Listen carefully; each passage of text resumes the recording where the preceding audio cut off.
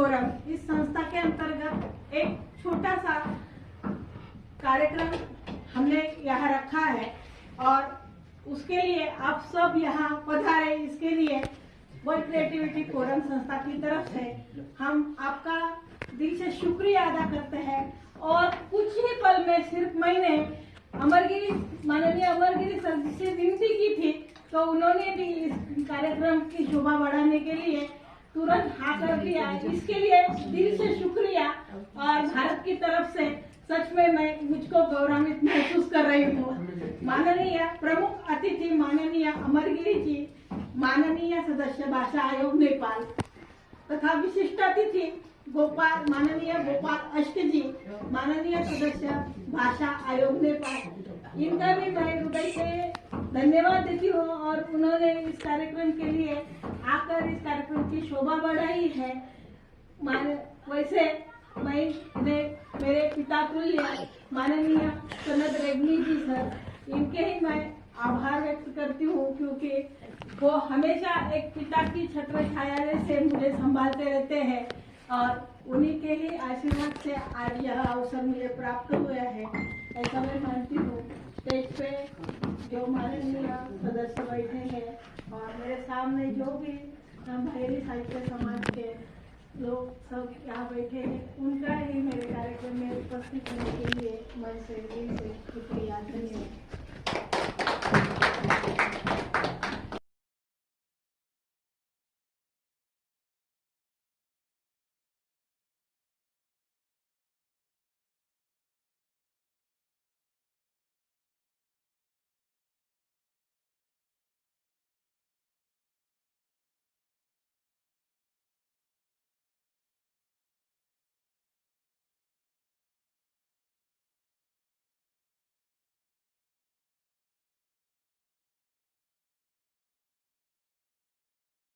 खण्डकाव्य को संरचना स्थूल छ र यस खण्डकाव्यमा 5 वटा सर्गहरूभित्र मूलतः मरुस्थल शीर्षक राखिएको छ र मरुस्थलले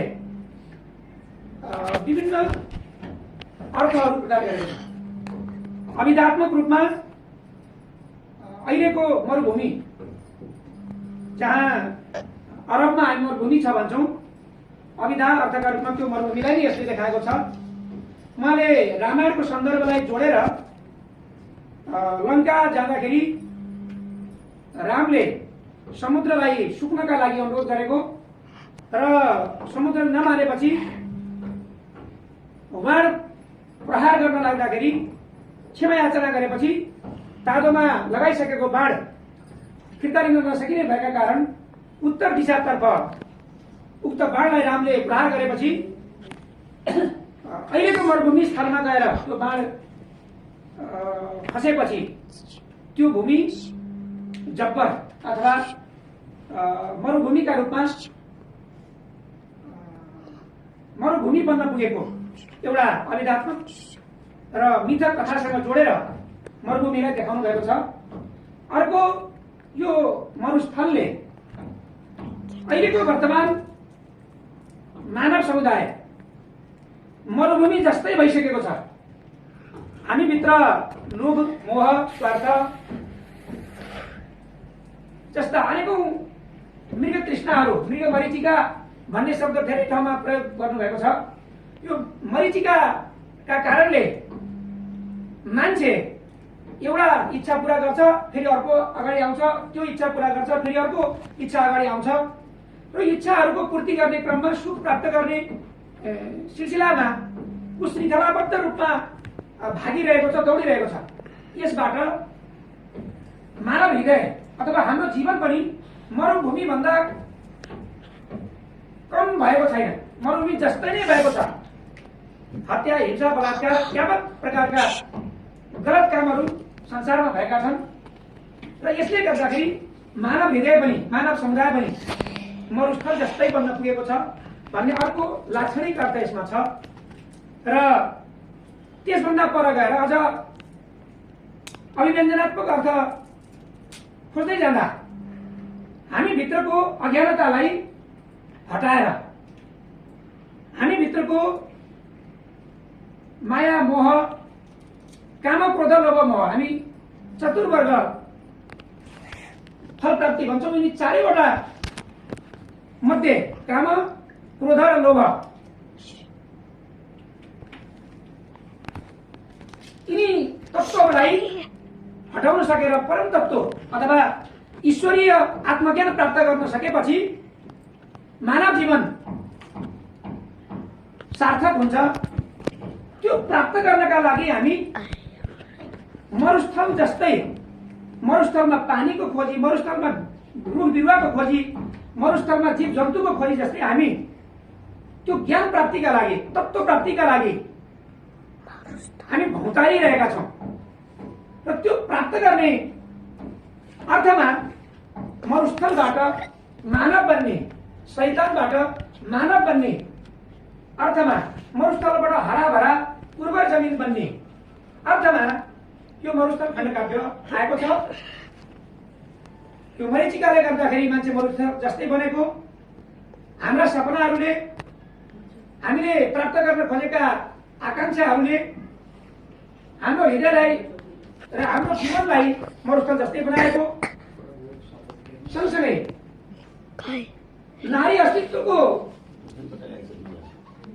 कथा पनि यसमा छ, मानव प्राणीको कथा पनि यसमा छ। र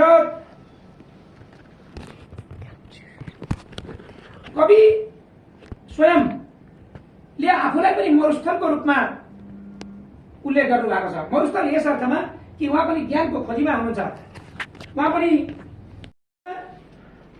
कविभित्र छ र उहाँले त्यही आध्यात्मिक चेतनाको दियोबाट मान्छेले आफूलाई मरुभूमिबाट माथि उठाउन सक्छ भन्ने उहाँको दृष्टिकोण यसमा आएको छ। उहाँ धेरै निराशाका कुरा, विभेदका कुरा, विकृतिका कुरा, विसङ्गतिका कुरा ल्याउँदा ल्याउँदै पनि उहाँ आशावादी र जीवनवादी हुनुहुन्छ।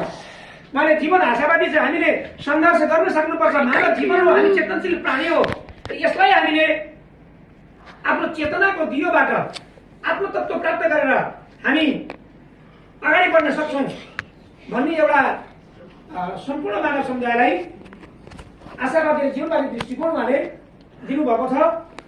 अर्को त्यसमा विकृति, विसङ्गति, हत्या, बलात्कार यावत अहिले संसारमा भइरहेका यी दुरावस्थाहरूबाट मानवतावादी दृष्टिकोण ह्रास हुँदै गएको र त्यो मानवतावादी दृष्टिकोणलाई उठाउनका लागि पनि उहाँ केवल ईश्वरलाई भन्नुहुन्छ। ईश्वरले युद्ध गर्न भनेको छैन, तर संसारमा युद्ध भइरहेको छ। युद्ध भने शान्ति हुन्छ भन्छन्, तर शान्ति हुन्छ त? शान्तिका लागि युद्ध गर्न आवश्यक छ त भन्ने गम्भीर प्रश्न उहाँले उठाउनु भएको छ। त्यसको युक्ति अत्यन्त पठनीय छ। अर्को यो मानवीय दृष्टिकोणबाट ह्रासोन्मुख हुँदै गएर गएको अवस्थाबाट मानव बन्नुपर्ने, मान्छे बन्नुपर्छ भन्ने दृष्टिकोण उच्च मानवतावादी दर्शनका रूपमा यसमा आएको छ। उहाँले अर्को कुरो बडा मिठो गरिकन प्रस्तुत गर्नुभएको छ।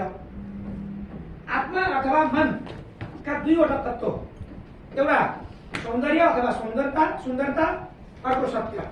सत्यम शिवम सुन्दरमको भाव उहाँले ल्याउनु भएको छ। सत्य कहिले पनि डगमगाउँदैन, कहिले पनि हराउँदैन, त्यो यथार्थ हो।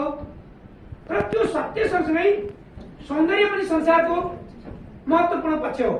मरुभूमिमा, मरुस्थलमा सौन्दर्य छैन। त्यो सौन्दर्य प्राप्तिका लागि त्यो सत्य मात्रै हो मरुभूमि, तर सौन्दर्य प्राप्तिका लागि हामीले धेरै दुःख र सङ्घर्ष गर्नुपर्छ भन्ने दृष्टिकोणका साथ उहाँले सौन्दर्य र सत्य दुईटा कुरालाई उहाँले आत्मतत्व अथवा मनका दुईटा अर्थको रूपमा ल्याउनु भएको छ। नैतिक मूल्य र त्यसको प्राप्ति कसरी हुन्छ, हामीले आत्मज्ञान कसरी प्राप्त गर्छौँ र मरुस्थलबाट हामी मान्छे कसरी बन्छौँ, मानव समुदाय कसरी बन्छौँ भन्ने सन्दर्भमा नैतिक मूल्य र सुआचरणबाट जीवनको सौन्दर्य प्राप्त गर्न सकिन्छ भन्ने उहाँको इच्छा, उहाँको आग्रह त्यहाँ छ। त्यो उहाँको दृष्टिकोण यसमा आएको छ। अब यो कृतिमा तत्सम शब्दहरूको अत्यधिक प्रयोग भएको छ।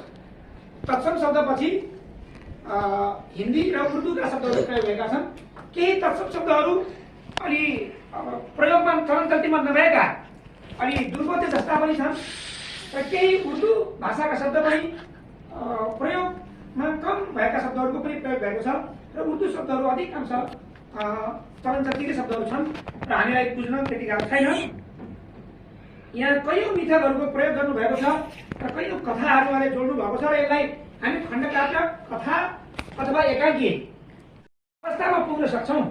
आफैबाट हामीले त्यो परिवर्तन सुरु गरेर हामी संसारलाई बदल्न सक्छौँ भन्ने विशिष्ट दृष्टिकोण उहाँको यहाँ आएको छ। मैले यो कृतिका सन्दर्भमा धेरै चाहिँ भनिनँ किनभने यो लामो हुन जान्छ। एक दुईवटा कुरा मैले भित्रको मात्रै खालि उसको सङ्केतको रूपमा म यहाँ प्रस्तुत गर्छु। प्रकृति चित्र पनि अत्यन्त हार्दिक रूपमा आएको छ। बादलों को चीरकर सूरज तुम निकलोगे ही एक दिन, पर्वतों से निकली हुई पानी की धारा नदी बनकर बहेगी ही एक दिन। तो इसी तरह हम लोग भी बहेंगे, ये आशावादी दृष्टिकोण इसमें अप्रत्यक्ष रूप में आई है। अपने अपने मरुस्थल जानकर पहचान कर लो यात्रा एक बार। हामी सबैको मरुस्थल अपनी अपनी मरुस्थल को पहचान कर हामी सबै मरुस्थलमा छौँ र हाम्रो मरुस्थललाई हामीले जानेर कर लो यात्रा एक बार। मुक्ति को पाना चाहते हो तो तोड़ दो मरीचिका अपनी एक बार। हामी भित्रको जुन इच्छा छ, मरीचिका छ, त्यसलाई नतोडेसम्म हामी मुक्त हुन सक्दैनौँ र संसारमा हामी मरुभूमि जस्तै भट्किरहन्छौँ। कति सुन्दर उहाँको भाव यहाँ सम्प्रेषण भएको छ।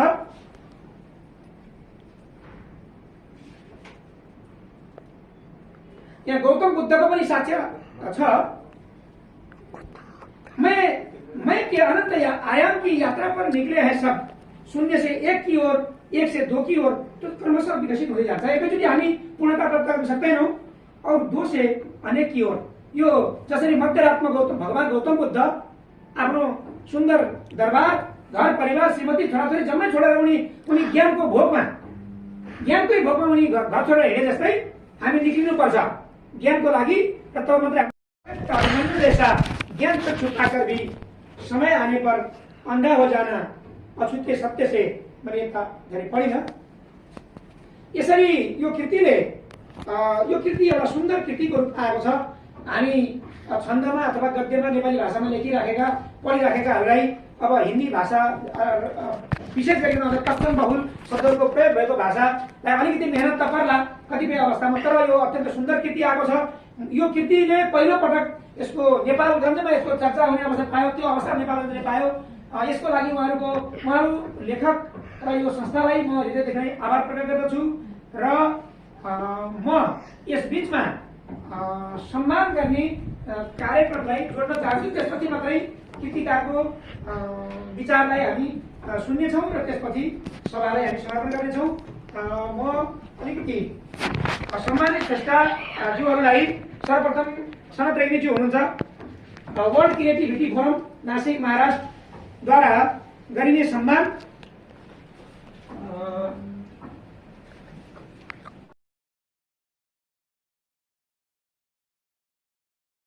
काव्य के ऊपर इतनी अच्छी तरह से विमोचन इन्होंने किया है, यानी कि मुझे भी समझ में आ रहा है कि मैंने जो लिखा था वो सच में एक एक शब्द का अर्थ उन्होंने मरुस्थल यानी कि क्या इसके संदर्भ में कहा है। यानी कि सच में आज हमारा जीवन ही ऐसा हो रहा है, मरुस्थल जैसे ही हम लोग जी रहे हैं। मरुस्थल ये सिर्फ एक, और मान लीजिए आज तक मैंने मरुस्थल क्यों चुना, तो खंडकाव्य के ऊपर मान लीजिए हो या अगर कोई दूसरा भी साहित्य हो, उसमें पहाड़, नदी, पर्वत, यानी कि जो निसर्ग में अच्छी बातें हैं उनके ऊपर ही लिखा जाता है। लेकिन जो दुर्घटित है या जो हम अनदेखा करते हैं, जिसके बारे में हम सोच भी नहीं सकते, क्योंकि क्या है कि उसके ऊपर सोचना, उसके ऊपर लिखना यानी कि खुद को तकलीफ देना, ऐसा हम मानते हैं। यानी कि जो निगेटिव है उसके ऊपर कोई सोचता भी नहीं है, कोई लिखता भी नहीं है। तो मरुस्थल मैंने इसीलिए चुना कि हमारे जीवन, हर एक का जीवन मरुस्थल जैसा तो है ही, लेकिन मरुस्थल ये सर जी ने कहा, राम ने जब बाण चलाया समुद्र में, चलाने के लिए तैयार हो गया, तब समुद्र देवता प्रकट हो गए और उन्होंने कहा कि मुझे माफ कर दीजिए, लेकिन राम ने कहा कि अभी मैंने बांध तो निकाला है, मुझे तो मैं फिर से लगा रख नहीं सकता, मुझे कहीं ना कहीं तो इसका उपयोग करना ही है, इस्तेमाल करना ही है। तो वो दूसरी तरफ उन्होंने बांध मारा, लेकिन वहाँ पहले से रेत नहीं थी, वहाँ पानी था। लेकिन बाद में वो पानी सूखते सूखते वहाँ मरुस्थल बन गया है। ये किसी का शाप, वो मरुस्थल भुगत रहा है, खुद का नहीं था। यानी कि हर एक के जीवन में ऐसी घटना होती है। और ये मरुस्थल, ये खंड का ये अपने आप की एक खोज है, अंतर आत्मा की एक खोज है। हम दुनिया में हर एक को, जैसे गौतम बुद्ध ने कहा है, आपको दीपक हो, यानी कि खुद का प्रकाश तुम्हें ही मिलना है। कोई भी हो, भारत हो, नेपाल हो या कोई भी देश हो, हर जगह पे क्या स्थिति हो रही है हम देख रहे हैं। लेकिन जब तक हम अंदर से खुद को मजबूत करते नहीं है, अंदर से हम आपके अंतरात्मा में ज्योति जगाते नहीं है, तब तक बाहर का प्रकाश किसी भी काम का नहीं है। अंदर से ही हमें रास्ता निकालना है। और इस खंड कार्य के ऊपर सबसे बड़ी बात ये कहती हूँ कि इस पे जो दो व्यक्तियों ने मेरे साथ जो काम किया है, उसमें मेरे पतिदेव हैं। उन्होंने मुझे इस खंड काव्य में बहुत सारी मदद की है, यानी कि हर शब्द के ऊपर हमने दोनों ने मिलके काम किया है। इस मरुस्थल के ऊपर भूमिका में लिखा है माननीय मोदी जी के गुरु, ऐसे हम उनको कहते हैं। गुजरात साहित्य अकादमी के वो अध्यक्ष है विष्णु पंड्या जी, इन्होंने इसके ऊपर लिखा है। और भारत में जिन्होंने 21 महाकाव्य लिखे हैं, ऐसे देवेंद्र देव जी, इन्होंने ही इसके ऊपर लिखा है। मरुस्थल, ये खंड काव्य की विशेषता यह है कि ये खंड काव्य भारत में हिंदी साहित्य में मराठी लिखने वाले और हिंदी भाषिक में पहली ऐसी मैं एक स्त्री हूँ जिन्होंने हिंदी में खंड काव्य लिखा है। और ये खंड काव्य हिंदी में 100 साल पहले रांगेय राघव जी ने जो दार्शनिक संदर्भ में लिखा था, 100 साल के बाद ये हिंदी में कृति दार्शनिक संदर्भ में आ रही है। रांगेय राघव जी के पास दार्शनिक अंदाज में हिंदी में खंड काव्य लिखने का ये दूसरा अवसर मुझे प्राप्त हुआ है। भगवान की इच्छा है, वो मेरे हाथों से हो गया है। और महाराष्ट्र में मराठी साहित्य में भी नहीं है और हिंदी साहित्य में भी नहीं है खंड काव्य लिखने वाली। मैं पहली ऐसी स्त्री बन गई हूँ जो खंड काव्य लिख रही है। तो इसके ऊपर मैंने शुरू में ही थोड़ा सा लिखा था, वही मैं कहती हूँ कि बादलों को चिरकर सूरज तुम निकलो ही एक दिन, बादलों को चिरकर सूरज तुम निकलोगी ही एक दिन, पर्वतों से निकली पानी की धारा नदी बनकर बहेगी एक दिन। सपने भी नए इतिहास रचेंगे जब जब दिया जाएगा हिंदी का नारा। हिंदी का नारा अभिमान से लिखा जाएगा नाम मेरा, मराठी से बह रही है हिंदी में पहली बार मेरे खंड काव्य की धारा। मरुस्थल साधना है, मरुस्थल प्रार्थना है, मरुस्थल आत्मज्ञान है सबसे ज्यादा। ना आरंभ है ना अंत, ना अंत है ना आरंभ। आरंभ और अंत के मध्य में स्थित है ब्रह्मांड। आंखों में इतने समुद्र मैंने समाये हैं कि शब्द बनकर मरुस्थल से भी वो भी प्रकट हुए हैं। अपने अपने मरुस्थल जानकर पहचान कर लो एक बार यात्रा। मुक्ति को पाना चाहते हो तो तोड़ दो मरीचिका एक बार। फिर नृत्य होगा, फिर संगीत होगा, फिर रस होगा, फिर हर स्वतंत्रता की अनुभूति आनंद में व्यक्त होगी। मरुस्थल को पढ़कर अपनी अपनी मुक्ति तुम एक बार पा सकते हो। मुझसे ज्यादा नेपाली भाषा में तिमिल सेना जी ने ही उसके ऊपर ज्यादा कहा है, मुझे ज्यादा बताने की जरूरत नहीं है। और आज का ये जो कार्यक्रम हमने जो लिया है, वो कार्यक्रम मरुस्थल के ऊपर मुझे सिर्फ प्रकाशन का काम लेना था, लेकिन उसके बारे में उन्होंने अच्छी तरह से कहा, इसके लिए मैं उनका शुक्रिया अदा करती हूँ। और फिर एक बार आज आप सब लोग यहाँ पधारे और मुझे जो अवसर मिला वर्ल्ड क्रिएटिविटी फोरम की तरफ से, उसके लिए दिल से सबको शुक्रिया, धन्यवाद। नमस्कार। म गोपाल अस्कर अहिले भाषाहरूमा जो लेखा हो सदस्य रूपमा कार्यरत छु र यहाँ हुने आज र भोलि कार्यक्रममा हामी आएका छौँ। आदरणीय दाजु सनत रेग्मीजीले हामीले मुख्य रूपमा त्यसरी गर्नुभयो र संस्थागत रूपमा महेन्द्र पुस्तकालयबाट हामी यसको लागि र यो कार्यक्रम राम्रो हो, सुखद हो, आश्चर्यजनक भएको हो। किनभने त्यो मनिषाजीसँग मेरो चिनजान पहिलादेखि नै हो। यद्यपि म फेसबुकमा छैन तर उहाँसँग चिनजान भएको हो र हाम्रो सनत दाजुले यो अवसर जुटाइदिनु भएको हो। अहिले म हेर्दै थिएँ आज उहाँको कृतिको विमोचन। यो अलि भारतीय परम्परामा हिन्दी साहित्यमा अहिले भर्खर यो सुरु भएको जस्तो लाग्छ मलाई। अब मैं थोड़ा सा मैं हिंदी बोलूँगा क्योंकि इनको भी समझ में आए। अदरवाइज हम धारा प्रवाह नेपाली में बोले। और भाषा का तो अर्थ यही है, भाषा वह व्यवस्था है जो मानव समाज अपने विचारों का आदान प्रदान करता है। यानी कि भाषा एक अभिव्यक्ति वही है।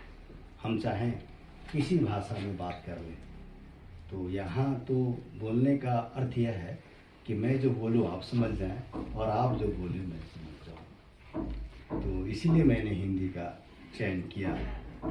मनीषा जी को सबसे पहले तो बधाई है। अभी आपने आवरण चित्र का कवर का विमोचन कराया और समीक्षा तो आपकी कृति की हो गई। मैंने भी पढ़ा है आपकी कृति को।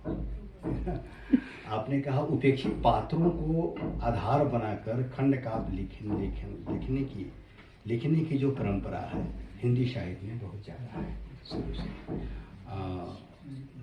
आपको गुप्त जी जो थे गुप्त जी रामचरण गुप्त उन्होंने लिखा था आपको साकेत, उर्मिला के ऊपर। हाँ। और उसी के अंतर यशोधरा भी बहुत काफ़ी प्रसिद्ध रहा कि सखी वे मुझसे कहकर जाते, कह क्या पत बाधा पाते, मैंने मुख उसी को जाना, जो वे मन में लाते सखी वे मुझसे कहकर जाते। मांडवी पर भी लिखा गया, केकई पर भी लिखा गया। यह लंबी परंपरा है कि उपेक्षित पात्रों को आधार बनाकर खंड काव्य का प्रयोजन। इसमें हमारे नेपाली साहित्य की जो बात, काव्य साहित्य की बात करेंगे तो यहाँ भी गद्य में महाकाव्य लिखने की परंपरा है। हमारे गोपाल प्राजुली जी ने अभियुक्त ईश्वर कहकर जो है एक खंड काव्य लिखा, जिसमें ईश्वर को अभियुक्त के रूप में बनाया। तो यह परंपरा लंबी परंपरा है और हम जिस सांस्कृतिक और भाषिक और धार्मिक धरातल पर खड़े हैं वो हम एक दूसरे से काफ़ी करीब हैं। नेपाल और भारत की सांस्कृतिक और धार्मिक जो धरातल है लगभग एक सा है। जब हम भारतवर्ष या भारतवर्ष की खंड की बात करते हैं, हिमवत खंड की बात, तब तो हम एक ही नदी की धारा नजर आते हैं। मैं आपके मरुथल की बधाई देने के लिए उपस्थित हुआ हूँ और ज़्यादा मैं कुछ नहीं कहूँगा।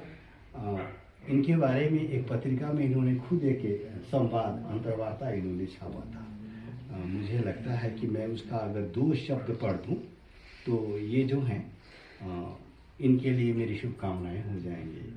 बड़ी अच्छी सी बात है। अपने बारे में इन्होंने कहा भी कि वो क्या करती हैं कि बादलों को चीर कर सूरज तुम निकलोगे एक दिन। यह एक जो है साहित्य खंड में मरुखंड खंड का परिचय इन्होंने अपने से दिया। यह तो अपने आपने सुना कि इन्होंने अपनी बातों में यह बात कही। सबसे अच्छी बात है कि इनकी जो रचना धर्मिता और ये रचना जो गर्व है, उन्होंने स्वीकार किया है कि मैं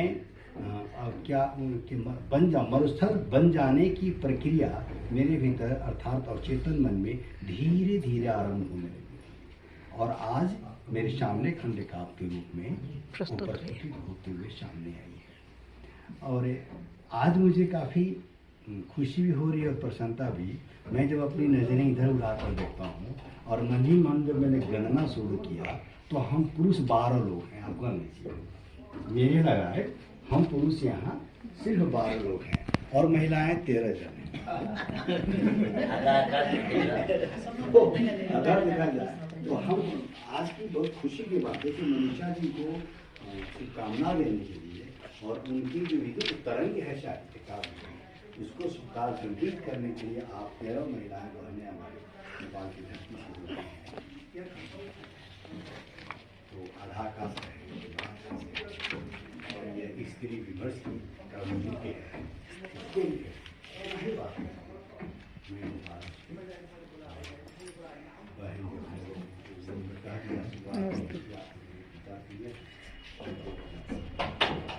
मान लेने से तो पिता तो है ही उम्र बेटी को पिता के लिए तो हो ही जाता है आदमी और ये मानस की बात है। तो जब पिता कह दिया तुमने तो बेटी कहना पड़ा वो तो है ना।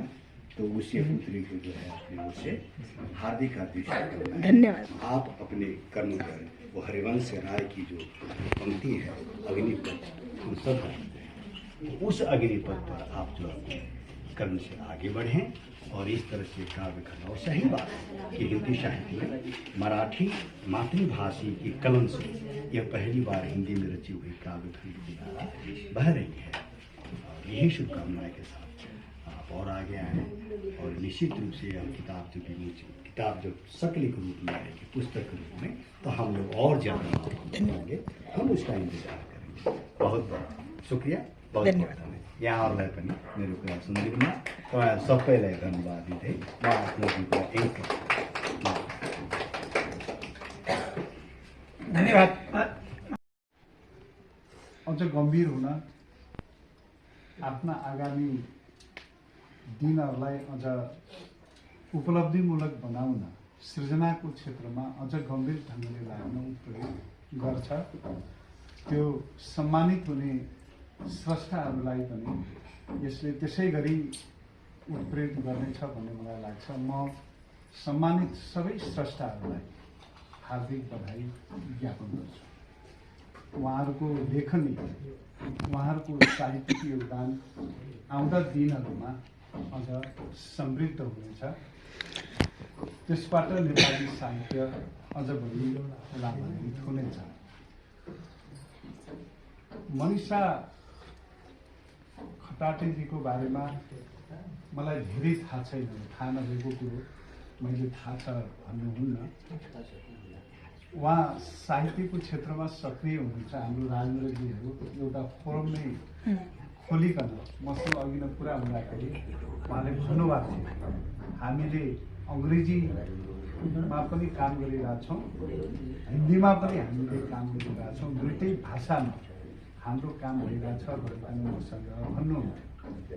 त महाराष्ट्रको नासिकमा बसिकन हिन्दी साहित्यको अङ्ग्रेजी साहित्य हिन्दी साहित्यलाई अङ्ग्रेजीमा लिएर जाने, अङ्ग्रेजी साहित्यलाई अनुवादका माध्यमबाट हिन्दीमा लिएर आउने र यसरी नजिकको छिमेकी देश नेपालसँग पनि साहित्यिक सांस्कृतिक सम्बन्ध जोडिकन साहित्यिक सांस्कृतिक आदान प्रदान भन्ने गर्छौँ। साहित्यिक सांस्कृतिक आदान प्रदानको दिशातिर उहाँहरू जसरी लागिराख्नु भएको छ त्यो कुरो धेरै महत्त्वपूर्ण छ भन्ने मेरो आफ्नो धारणा रहेको छ। नेपाल र भारत दुई भिन्न भिन्न मुलुकहरू हुन्, तर धेरै कुराले यिनीहरू आपसमा जोडिएका पनि छन्। साहित्यका दृष्टिले पनि हामी आपसमा जोडिएका छौँ, संस्कृतिका हिसाबले पनि हामी आपसमा जोडिएका छौँ। हिन्दी भाषा हामी धेरै नेपालीहरूले बुझ्छौँ, धेरै नेपालीहरूले हिन्दी भाषा पढ्छौँ। मेरो कुरा गर्यो भने मैले धेरै पढ्ने पुस्तकहरूमा हिन्दी पुस्तकहरू, त्यसपछि मात्रै अङ्ग्रेजी पुस्तक आउँछ। अङ्ग्रेजी पुस्तकहरू पनि म आफूले काफी पढ्छु। अब कतिपय चिज नेपाली भाषामा पाइन्न, हिन्दी भाषामा पाइन्छ कि भनिकन भनौँ, हिन्दी भाषामा पनि पाइन्न, अङ्ग्रेजी भाषाको सहारा लिनुपर्ने छ। तर हिन्दी साहित्य मेरो अध्ययनको क्षेत्र हो। मैले आफूले प्रशस्त हिन्दी साहित्य पढेर आएको छु, पढ्दैछु। मैले यो कुरा उल्लेख किन गरेको भने हामी हिन्दी भाषा बुझ्छौँ, हिन्दी साहित्यसँग हामी जोडिएका छौँ र हाम्रा कैयौँ रीतिथिति चाल चलन परम्परा बसौँ। या संस्कृतिका जो विविध पक्षहरू छन् ती विविध पक्षहरू समान छन्। कतिपय अवस्थामा त मलाई कस्तो अनुभूति हुन्छ भने अझ गम्भीर हुन, आफ्ना आगामी दिनहरूलाई अझ उपलब्धिमूलक बनाउन, सृजनाको क्षेत्रमा अझ गम्भीर ढङ्गले लाग्न उपयोग गर्छ। त्यो सम्मानित हुने स्रष्टाहरूलाई पनि यसले त्यसै गरी उत्प्रेरित गर्नेछ भन्ने मलाई लाग्छ। म सम्मानित सबै स्रष्टाहरूलाई हार्दिक बधाई ज्ञापन गर्छु। उहाँहरूको लेखनी, उहाँहरूको साहित्यिक योगदान आउँदा दिनहरूमा अझ समृद्ध हुनेछ। त्यसबाट नेपाली साहित्य अझ बढी लाभान्वित हुनेछ। मनिषा खटाटेजीको बारेमा मलाई धेरै थाहा छैन, थाहा नभएको कुरो मैले थाहा छ भन्नुहुन्न। उहाँ साहित्यको क्षेत्रमा सक्रिय हुनुहुन्छ। हाम्रो राजेन्द्रजीहरू एउटा फोरम नै खोलिकन मसँग अघि नै कुरा हुँदाखेरि उहाँले भन्नुभएको थियो, हामीले अङ्ग्रेजीमा पनि काम गरिरहेछौँ, हिन्दीमा पनि हामीले काम गरिरहेछौँ, दुईटै भाषामा हाम्रो काम भइरहेछ भनेर मसँग भन्नुहुन्थ्यो। त महाराष्ट्रको नासिकमा बसिकन हिन्दी साहित्यको अङ्ग्रेजी साहित्य, हिन्दी साहित्यलाई अङ्ग्रेजीमा लिएर जाने, अङ्ग्रेजी साहित्यलाई अनुवादका माध्यमबाट हिन्दीमा लिएर आउने र यसरी नजिकको छिमेकी देश नेपालसँग पनि साहित्यिक सांस्कृतिक सम्बन्ध जोडिकन साहित्यिक सांस्कृतिक आदान प्रदान भन्ने गर्छु। यसलाई साहित्यिक सांस्कृतिक आदान प्रदानको दिशातिर उहाँहरू जसरी लागिराख्नु भएको छ त्यो कुरो धेरै महत्त्वपूर्ण छ भन्ने मेरो आफ्नो धारणा रहेको छ। नेपाल र भारत दुई भिन्न भिन्न मुलुकहरू हुन्, तर धेरै कुराले यिनीहरू आपसमा जोडिएका पनि छन्। साहित्यका दृष्टिले पनि हामी आपसमा जोडिएका छौँ, संस्कृतिका हिसाबले पनि हामी आपसमा जोडिएका छौँ। हिन्दी भाषा हामी धेरै नेपालीहरूले बुझ्छौँ, धेरै नेपालीहरूले हिन्दी भाषा पढ्छौँ। मेरो कुरा गर्यो भने मैले धेरै पढ्ने पुस्तकहरूमा हिन्दी पुस्तकहरू, त्यसपछि मात्रै अङ्ग्रेजी पुस्तक आउँछ। अङ्ग्रेजी पुस्तकहरू पनि म आफूले काफी पढ्छु। अब कतिपय चिज नेपाली भाषामा पाइन्न, हिन्दी भाषामा पाइन्छ कि भनिकन भनौँ, हिन्दी भाषामा पनि पाइन्न, अङ्ग्रेजी भाषाको सहारा लिनुपर्ने छ। तर हिन्दी साहित्य मेरो अध्ययनको क्षेत्र हो। मैले आफूले प्रशस्त हिन्दी साहित्य पढेर आएको छु, पढ्दैछु। मैले यो कुरा उल्लेख किन गरेको भने हामी हिन्दी भाषा बुझ्छौँ, हिन्दी साहित्यसँग हामी जोडिएका छौँ र हाम्रा कैयौँ रीति चाल चलन परम्परा बसौँ या संस्कृतिका जो विविध पक्षहरू छन् ती विविध पक्षहरू समान छन्। कतिपय अवस्थामा त मलाई कस्तो अनुभूति हुन्छ भने मैले चर्चाका क्रममा भन्ने पनि गर्छु, भारतका कतिपय सहरमा गयो भने म भारतमा छु भन्ने जस्तो लाग्दै लाग्छ। वरिष्ठ साहित्यकार, प्रगतिशील साहित्यकार, आप सभी का हम वर्ल्ड क्रिएटिविटी फोरम से स्वागत करते हैं। और इतनी छोटी सी शॉर्ट नोटिस पर आप सभी लोग आए, क्योंकि बीच में भारत से कुछ कम्युनिकेशन भी नहीं हो रहा था और रेग्मी सर से भी हमारे बीच में बातचीत भी नहीं हो पा रही थी। लेकिन ये सारी उपस्थिति आपने यहाँ पे दर्ज की, उसके लिए मैं आप सभी का आभार व्यक्त करता हूँ। और इस बात के लिए मैं यहाँ उपस्थित हूँ कि वर्ल्ड क्रिएटिविटी फोरम का यह कार्यक्रम यशस्वी करने के लिए माननीय हरि तिमिल सिन्हा जी ने भी बहुत कष्ट उठा है और हमारे एकदम सडनली ओकेजन पर माननीय गिरी सर जी है, उन्होंने भी अध्यक्षता के लिए हामी भर दी। और उसके बाद परम आदरणीय सनद रेग्मी जी है, वो भी उपस्थित हो गए। और उसके बाद माननीय श्री गोपाल अष्टी जो है, उन्होंने भी हामी भर दी। इन सब के लिए आप सभी का हृदय से फिर एक बार आभार व्यक्त करता हूँ।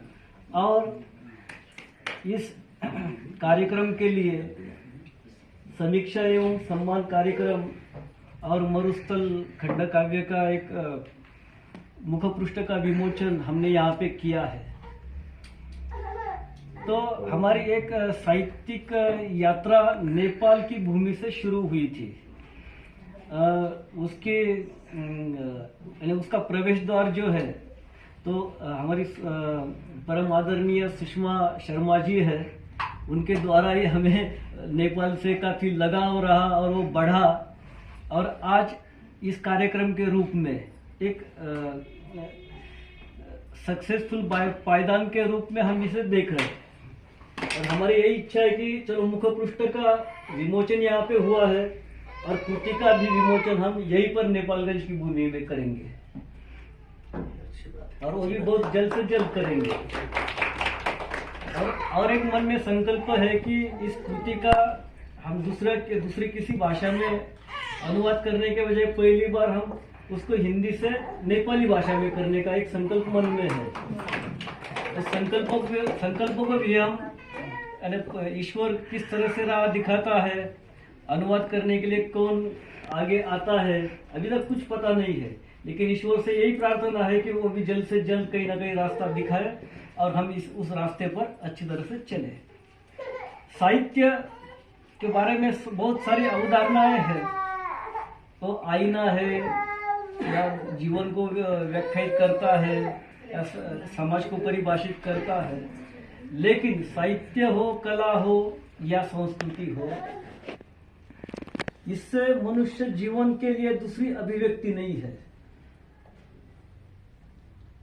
इसीलिए इस अभिव्यक्ति का हमें हर समय या हर क्षण सम्मान करना चाहिए और जीवन को और अधिकतर उच्चतम स्तर पर लेके जाने के लिए साहित्य का उपयोग करना चाहिए।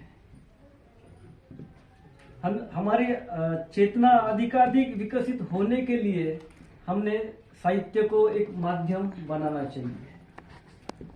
बहुत सारा समय हुआ है, मैं ज़्यादा समय ना लेते हुए इस कार्यक्रम के लिए आप सभी लोग उपस्थित हुए हैं, इसके लिए मैं धन्यवाद देता हूं और आभार व्यक्त करता हूं, क्योंकि अगला दूसरा कार्यक्रम भी है, वो इससे भी अधिक महत्वपूर्ण कार्यक्रम है, लेकिन आप सभी ने समय निकालकर आप यहाँ पे आए, हमारा भी सम्मान रखा, इसके लिए फिर से आप सभी का धन्यवाद देता हूँ। और ये कार्यक्रम समाप्त हो गया, इसके लिए आप सभी को जिनके सम्मान